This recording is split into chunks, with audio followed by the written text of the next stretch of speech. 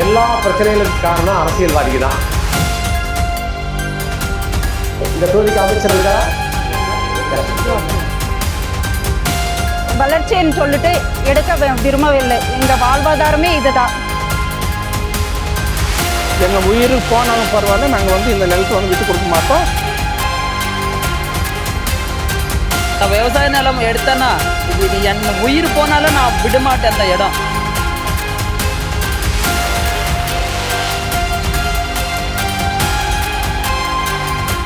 என்னை இவங்க 27 பேர் சத்தியமங்கலத்தை சந்தித்தப்போ எனக்கு விசித்திரமாக இருந்தது. ஏற்கனவே எனக்கு கன்னடம் பரிச்சயம் உண்டு. சைலேந்திரா என்னுடைய தம்பி.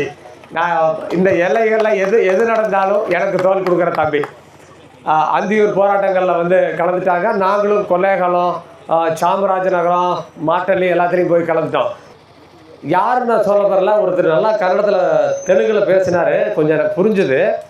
நான் பொதுவாக எங்கிட்ட வரும்போதே அரசியல் பேசக்கூடாதுன்னு சொல்லிடுவேன். என்ன காரணம்னா, எல்லா பிரச்சனைகளுக்கு காரணம் அரசியல்வாதிக்கு தான். அது எந்த அரசியல்வாதியும் நான் சொல்ல விருப்பப்படல. அவர் சொன்னது பொய்யல்ல. இந்த நாடு, இந்த மாநிலம் சுதந்திரத்துக்கு பின்னாடி வெள்ளைக்கார காலத்திலேருந்து இன்றைக்கி வரைக்கும் நாசமாக்குனதுக்கு எல்லா கட்சிகளுக்கும் பங்குண்டு. இதில் இந்த கட்சி அந்த கட்சின்னு பாகுபாடெல்லாம் ஒன்றும் கிடையாது. நான் தனிப்பட்ட முறையில் எல்லா தலைவர்களோடையும் பேசியிருக்கேன், பழகியிருக்கேன். சில பேர் கூட இன்றைக்கி நான் தொலைபேசியில் தொடர்பு கொண்டு பேசுகிறேன். ஏன்னு கேட்டால், சண்டை பிடிச்சே பிரச்சனையை தீர்க்க முடியாது. ஒரு கட்டத்தில் அந்த பேச்சுவார்த்தை நடத்தும்போது இந்த தொகுதியினுடைய அமைச்சர் வருவார். இப்போ உதாரணமாக ஈரோடு மாவட்டம்னா முத்துசாமி அண்ணன் வந்துடுவார். இதுக்கு முன்னாடி செங்கோட்டையனோ கருப்பண்ணோ பேசுவாங்க. அப்போ என்ன பிரச்சனைன்னா, திட்டி போட்டு போயிடலாம்.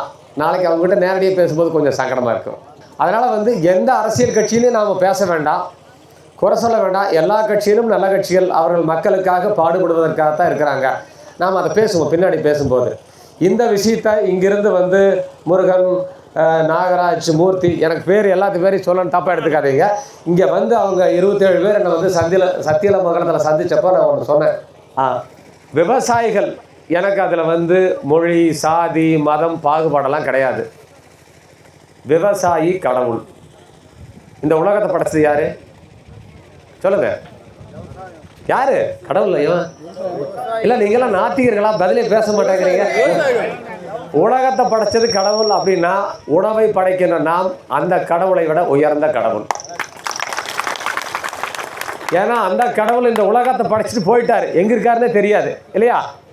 இந்த உணவை படைக்கிற கடவுள்களான நம்ம படைப்பை நிறுத்திட்டோம்னா இந்த உலகம் எனத்துக்காக. அப்போது கடவுளை விட சிறந்த கடவுள் நாம தான். இந்த மண்ணில் அது இங்கே கர்நாடகா, தமிழ்நாடு, ஆந்திரா, இப்படி கேரளான்னு பாகுபாடெல்லாம் இல்லை.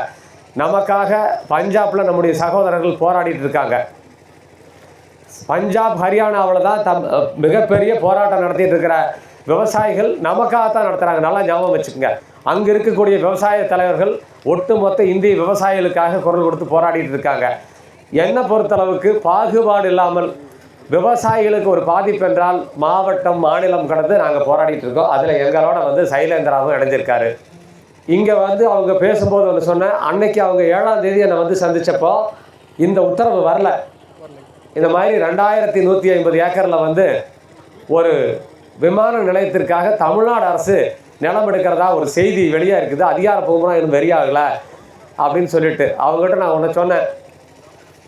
நீங்கள் எல்லாம் யாரெல்லாம் இந்த 2150 ஏக்கர் நிலம் போகுதோ உறுதியாக அந்த நிலத்தை கொடுக்கறதில்லன்னு உறுதியாக இருந்தால் நான் உங்களோடு பயணித்து அந்த நிலத்தை காப்பாற்றுவேன்னு நான் வாக்குறுதி கொடுத்தேன். அந்த வாக்குறுதியில் இன்றைக்கி நான் உறுதியாக இருக்கேன். இதில் நாங்கள் 7ஆம் தேதி பேசினதுக்கப்புறம் 10 நாள் கழித்து அநேகமாக 17 அல்லது 18 ஒரு செய்தி வந்தது. மத்திய பாதுகாப்பு அமைச்சகம் விமான நிலையத்துக்கு நாங்கள் அனுமதி கொடுக்க மாட்டேன்னு சொல்லிருச்சு அப்படின்னு சொல்லிட்டு, இது நாம் துவங்கிறதுக்கு முன்னாடியே நமக்கு கிடைத்த ஒரு வெற்றி. ஏன்னா விமான நிலையத்துக்கு நிலம் எடுக்கிறதுக்கு தமிழ்நாடு அரசு முயற்சி செய்யணும்னா மத்திய பாதுகாப்பு அமைச்சகம் ஒப்புதல் கொடுக்கணும். அவங்க கொடுக்க மாட்டேன்னு சொல்லிட்டாங்க. அதுக்கப்புறம் கனிமொழி அக்காவை பற்றியெல்லாம் பேசினாங்க. இந்த அக்காவெல்லாம் தொந்தரவு பண்ணாதீங்க நீங்கள், அவங்க அவங்க வாட்டுக்கு இருக்கட்டும், நாம் நம்ம வேலையை பார்ப்போம். அக்காவினுடைய புகழ்பெற்ற வாசகம் ஒன்று உண்டு. இந்த மாநிலத்தில் வந்து இளம் விதவைகள் அதிகமாக இருக்கிறார்கள். நீங்களாம் பார்த்துருப்பீங்க. இந்த டாஸ்மாக் கடை திறந்ததுனால அக்கா பேசுகிறதே திரும்ப திரும்ப எனக்கு அனுப்பிச்சிட்டே இருக்கிறாங்க. இப்போ டாஸ்மாக் கடை இல்லை போல் இருக்குதுல்ல, தமிழ்நாட்டில் டாஸ்மாக் கடை இல்லை. அதனால் அக்கா பேசலாம், நீங்கள் பேச்சாவே எடுத்துக்க வேண்டாம், விடுங்க. இல்லை, நான் அரசியல் மறுபடியும் பாருங்கள், நீங்கள் எல்லாம் பேசுகிறதுனால நான் இதுக்கு பதில் சொல்கிறேன். எனக்கு அரசியலுக்கு சம்மந்தம் கிடையாது. நான் அரசியல் பேச மாட்டேன். ஒரு விஷயம் என்னென்னா, நீங்கள் தெரிஞ்சுக்க வேண்டியது, நமக்கு என்ன விட்டுருங்க, உங்களுக்கு சட்டம் தெரியல, புரியுதா? உங்களுக்கு சட்டம் தெரியலங்கிறது மட்டும் இல்லை, உங்களை மிரட்டிட்டு இருக்காங்களே யார், மாவட்ட நிர்வாகம் கலெக்டர், அவருக்கும் சட்டம் தெரியல. ஏன்னு கேட்டால் 1894 நிலம் கையகப்படுத்தல் சட்டம்னு ஒன்று இருக்குது. இப்போ நீங்கள் யூடியூப்பில் சாட்ஜிபிட்டெல்லாம் படிச்சுக்கலாம். தமிழ், கன்னடா, மலையாளம், ஹிந்தி எல்லாத்துலேயுமே வரும். அது அந்த சட்டத்தை வச்சு தான் நிலம் எடுக்கணும். தெளிவாக அந்த சட்டத்தில் வரையறுக்கப்பட்டிருக்குது. இப்படி பண்ணினா தான் நிலத்தை எடுக்க முடியும்னு. இதில் உங்களுக்கு ஒன்று சொல்லிடுறேன். விமான நிலையத்திற்கு நிலம் எடுத்தால் உறுதியாக நாம் தடுத்து விடலாம், புரியுதா? ஆனால் நீங்கள்லாம் ஒத்துமையாக நின்று போராடுறதுக்கு தயாராக இருக்கணும். அதுக்கு கை கட்ட மாட்டேங்கிறீங்க. நாங்கள் ஒன்று சேர மாட்டோம், நாங்கள் சாதி சண்டை போடுவோம், நாங்கள் மத சண்டை போடுவோம், எந்த சாமி பெருசுன்னு பேசுவோம். எந்த சாமியும் வந்து உங்களை காப்பாற்றாது. நீங்கள் கும்பிட்ற இங்கிருந்து அவன் அடித்து விரட்டும் போது உங்கள் சாமி சேர்த்து தான் நீங்கள் தூக்கிட்டு போக வேண்டியிருக்கும். எந்த சாமியும் உங்களை காப்பாற்றாது, எந்த சாதியும் காப்பாற்றாது. நான் எனக்கும் சாதி இருக்குது, எனக்கு ஒரு சாதி இருக்குது. எங்கள் சாதிக்காரன் கூட நான் பழகுவேன். எங்கள் சாதியில் தான் பொண்ணு கட்டுவேன், சாதியெல்லாம் கொடுப்பேன். வீட்டில் வச்சுக்கலாம். இங்கெல்லாம் சாதி வேலைக்கு ஆகாது. எந்த சாதியும் காப்பாற்றாது, எந்த மதமும் காப்பாற்றாது, எந்த கடவுளும் காப்பாற்ற மாட்டான். நாம தான் நம்மளை காப்பாற்றிக்கணும். நம்மளை பிரித்து வைக்கிறதுக்காக சாதி, மதம், கடவுள் கூட துணைக்கி அரசியல் ரொம்ப சௌரியம். ஏன்னா இந்த சாதி, மதம், கடவுள் எல்லாம் கூட கொஞ்சம் பின்னாடி தான் வேலை செய்யும். அரசியல் பக்காவாக வேலை செய்யும். ஒவ்வொரு கட்சிக்கும் என்ன வருது, எப்படியெல்லாம் இயங்கும். ஆளுங்கட்சியாக இருக்கும்போது ஒன்று பேசுவான், எதிர்கட்சியாக இருக்கும்போது ஒன்று பேசுவான். நான் பார்த்துருக்கேன். பவானி ஆற்று போராட்ட குழுவில் 2 பேரும் மாறி மாறி வருவாங்க. நான் கட்சி பேரை சொல்கிறதில்ல, நான் அரசியல் பேசுகிறது இல்லை, அதனால் நான் கட்சி பேரை சொல்லலை. இவன் ஆளுங்கட்சியாக இருக்கும்போது எங்கள் கூட சேர்ந்து முக்குமா விடக்கூடாதுன்னு. அடுத்த தேர்தலில் இவனை தேர்ந்தெடுத்தோன்னே இவன் காணாமல் போயிடுவான், அவன் வந்துடுவான், விடக்கூடாது அப்படின்னு சொல்லிட்டு. 2 யோகியனுடைய யோகியதை என்ன மாதிரி பார்த்துக்கிறீங்க. நாங்கள் பார்த்துட்டே தான் இருக்கோம். மொத்தத்தில் அரசியல் வேண்டாம்.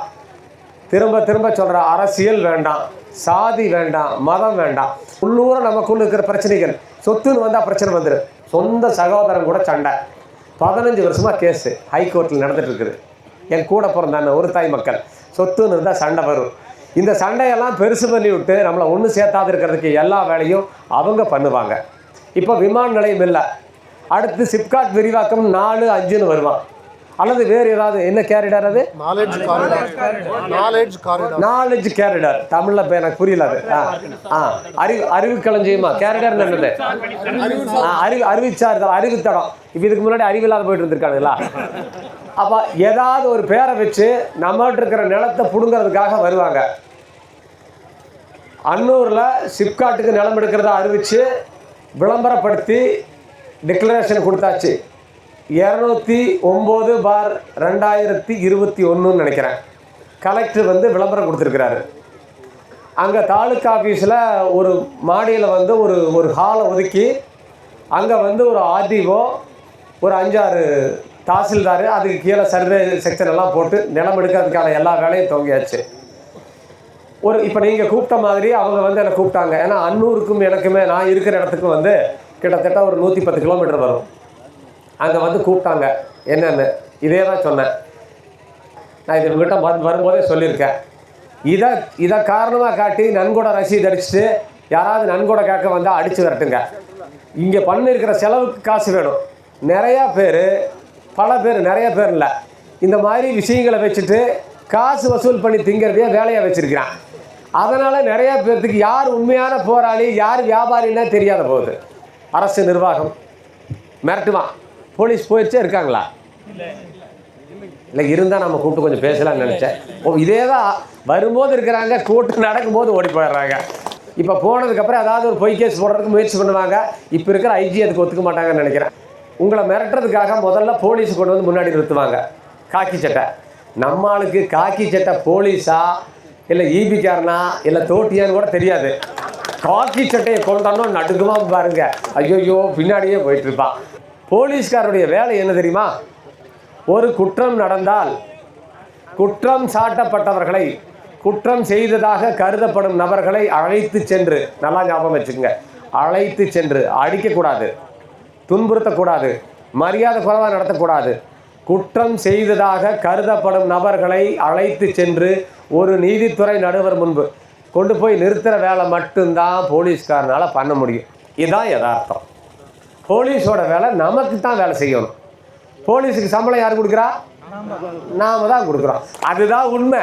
நாம் தான் அவர்களுடைய, அந்த வார்த்தை சரியில்லை, அவர்களுக்கு உத்தரவிடக்கூடிய அதிகாரிகள் நாம். இந்த அதிகாரிகள் வார்த்தை இப்போ நான் பயன்படுத்துகிறேன்.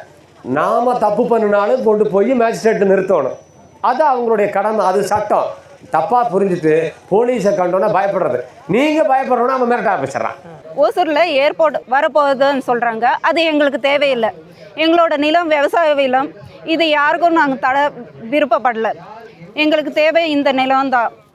வேறு எந்த ஏர்போர்ட்டோ எந்த ஐடி ஃபீல்டுக்கோ எந்த ஒரு மாற்றத்துக்கோ இது வளர்ச்சின்னு சொல்லிட்டு எடுக்க விரும்பவில்லை. எங்கள் வாழ்வாதாரமே இதுதான். விவசாயிச்சு அழிச்சிட்டோம். நம்ம என்ன சாப்பிட போகிறோம்? பிளாஸ்டிக்காக சாப்பிட போகிறோம். நம்ம 13 ஊர் முத்தாளி பகுதி தவிர மற்ற மாநிலம் ஆகட்டும், இது டிஸ்ட்ரிக் ஆகட்டும், எந்த ஏரியாலனாலும் இந்த ஏற்பாடுக்காகவே இண்டஸ்ட்ரியல் பார்க்கு நிலை எடுத்திருந்தாலும் வந்து எல்லா மக்களுக்கும் பாதிப்பு வருது. அதனால் வந்து எல்லா பார்க்குற இந்த யூடியூப் பார்க்குற பொதுமக்கள் எல்லாம் சப்போர்ட் பண்ணி இந்த நிலத்தை வந்து காப்பாற்றணும், விவசாயத்தை காப்பாற்றணுன்றது ரொம்ப ரொம்ப ரொம்ப ஆர்வத்தோட கோவத்தோடு நாங்கள் சொல்லிக்கிறோம். நான் ஃபஸ்ட்டு ஒரு விவசாயி. நான் விவசாயம் தான் பண்ணிட்டு இருந்தேன். அப்புறமா சென்டரில் வந்துட்டு மரத்துக்கு ஏறி ஆடு மேய்க்கு போகும்போது தலை வெட்டு எனக்கு முதுகு தண்டி அடிபட்டு ஒரு வருஷம் ரெஸ்ட்டு வாங்கினேன். ரெஸ்ட்டு வாங்கி பிறகு ஒரு 16 கம்பெனிக்கு போயிருக்கிறேன். நான் 16 கம்பெனியில் போயிட்டு வேலை கேட்கும்போது அவர், உன்னால் என்ன முடியும், என்ன வேலை பண்ண முடியும், ஒரு ஃபைல் எடுத்துன்னு போயிட்டு ஆஃபீஸில் கொடுக்க முடியுமா, உன்னால் முடியாது, எந்த வேலை முடியாது, உன்னால் ஒரு 10 கிலோ தூக்க முடியுமா, 5 கிலோ தூக்க முடியுமா, உன்னால் நம்ம கம்பெனியில் எந்த வேலை இல்லை உங்களுக்கு, நீ கிளம்பிடு அப்படி சொன்னார். அப்புறமா வந்துட்டு ஒரு ஆளுக்கு அடிமை ஆகக்கூடாது நான் அப்படி சொல்லிட்டு நான் விவசாயம் தான் இப்போ கூட பண்ணிகிட்டு இருக்கேன். மாடு வளர்ச்சி, ஆடு வளர்ச்சி, கோழி வளர்ச்சி எல்லாமே. பால் எடுத்துகிட்டு போயிட்டு சிட்டிக்கு தான் ஊற்றிட்டு இருக்கிறேன். டவுனில் ஊற்றிட்டு வந்து என்ன வாழ்க்கை நான் வாழிட்டு இருக்கேன். விவசாயம் தான் நான் பார்த்துட்டு இருக்கேன். அந்த விவசாய நிலம் எடுத்தேன்னா என் உயிர் போனாலும் நான் விடமாட்டேன் அந்த இடம்.